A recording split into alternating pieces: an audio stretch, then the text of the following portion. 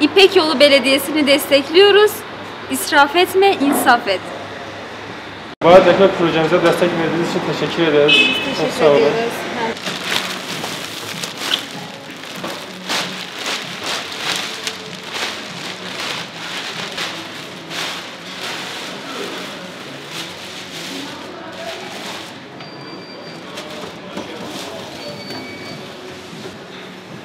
Teşekkür ederim. Hayırlı işler, kolay gelsin.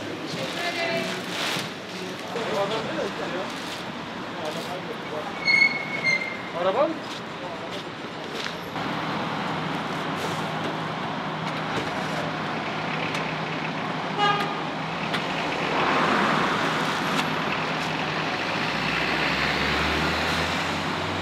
Tamam mı oradayım?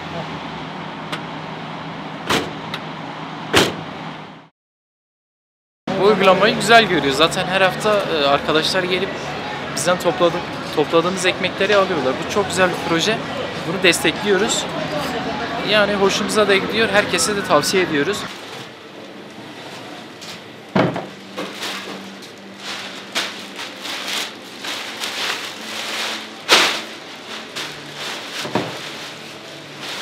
Geri dönüşümdeki olan bütün ürünlerimizi, ekmeklerimizi hiçbir zaman çöpe atmıyoruz. Hayvanseverler olarak hayvanlarımıza hafta sonları olarak belediyeden gelen arkadaşlarına veriyoruz ve hayvanlarımıza götürüyoruz. Tabi hayvanlarımız bildiğiniz gibi bu ülkede insafsız insanlar olduğu için görüyor, şiddete maruz kalıyorlar. Onlar da birer canlı olarak.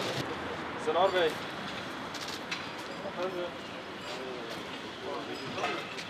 Belediyenin uygulamasını çok doğru buluyorum. Burada birçok sokak hayvanı var. Normalde de biz kutulara koyup hayvanlara veriyorduk. Artık yiyecekleri, ekmekleri. Ama bu alternatifin olması, düzenli her 2-3 günde bir belediye çalışanlarının büyük bir emekle alıp götürüp hayvanlara dağıtması bizi de çok mutlu ediyor. Çünkü birçok artık ekmek kalıyor, onu değerlendiremiyorsun. Bazı yiyecekler belki yoksullara veriliyor ama sokak hayvanları ekmeksiz kalıyor. Böyle bir şeyin olması hem vicdanen hem empati olarak bizi çok rahatlatıyor. Bu konuda İpek Yolu Belediyesi'ne ve çalışanlarına, ekiplerine büyük teşekkür ediyoruz. Üstlerine düşen şeyi iyi yapıyorlar. Sokak hayvanları bizden bir parça, yani onların mutlu olması, saldırgan olmamasını önler. Bu da ancak yedikleri yiyeceklerle. Bence çöpe giden yiyecekler bütün Türkiye'deki sokak hayvanlarını doyuracak kapasitede. Bu konuda herkes İpek Yolu Belediyesi'ni örnek alırsa çok güzel olur. Ekmek için şunu söyleyeyim, israf etme, insaf et. Bu da empati ve vicdan duygusuyla olur. Bunun için bu konuda yardım eden her restoranta da teşekkür ediyorum.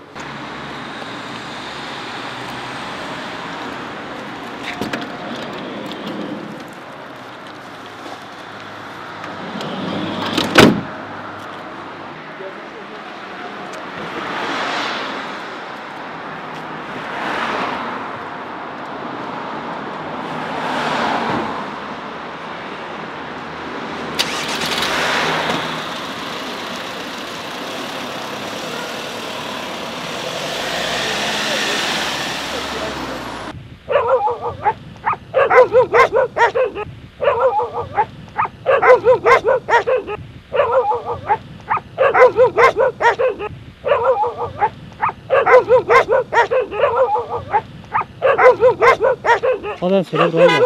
Gel, gel, gel. Gel, gel, gel, gel.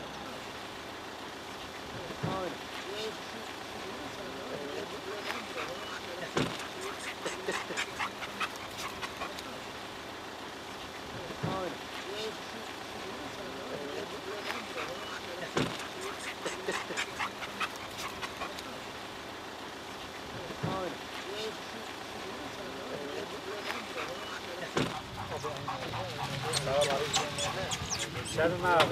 Hoş geldiniz. Sağ olun sizler. Gel.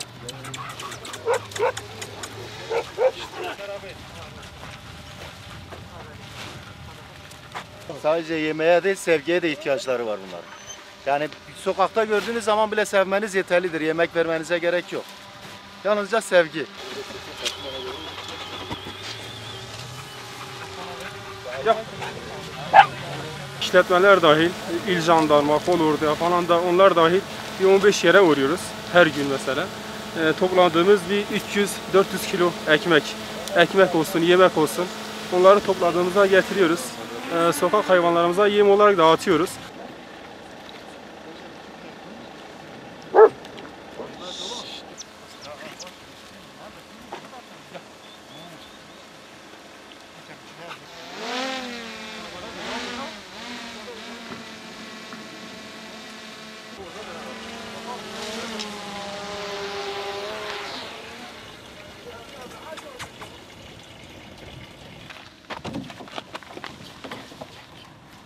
Tabii abi, az daha pişecek kesin.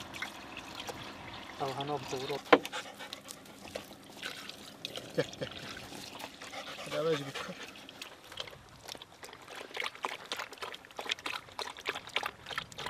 kır. İşimi çok severek yapıyorum. Öncelikle hayvanlar hem doyuyor hem atık ekmekler boşa gitmiyor, çöpe gitmiyor. Bu yüzden de gerek İpekyolu Belediyesi'ne böyle bir projede benim bulunmam özellikle çok memnun oldum. Böyle bir projede bulunmam ve böyle bir projenin İpekyolu Belediyesi tarafından yürütülmesi, esnafların da bunlara katkı sunması çok önemliydi. Hayvan dostlarımız aç kalmıyor ve atık ekmekler çöpe gitmiyor. İsraf etmeyelim, insaf edelim.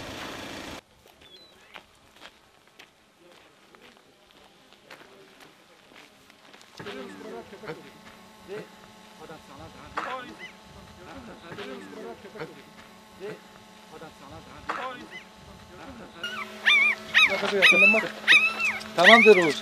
Tamam. Gel. Çek abi. Oraya gitseydim. Bak gördün mü? Yavruların yanına git. Sen de yavrusun. Sen de sağ, sen de pat. Çıkarmaya çalışıyorum.